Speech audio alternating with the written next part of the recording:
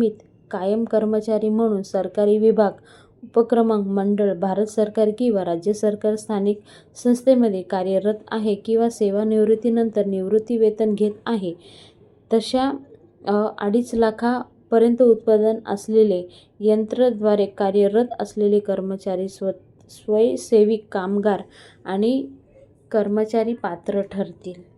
तर हे सगळे नियम आहे.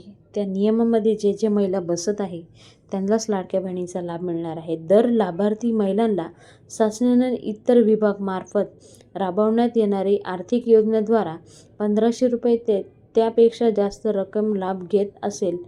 जर महिला सरकारी नोकरी करत असेल किंवा जास्त पगार वेतन असेल, तशा महिलांनी ह्या योजनेचा लाभ घेतलेला आहे. त्यांनासुद्धा या योजनेमधून बाहेर काढण्यात येणार आहे. आणि तशा महिलांकडून ज्यांनी खोटे प्रूफ देऊन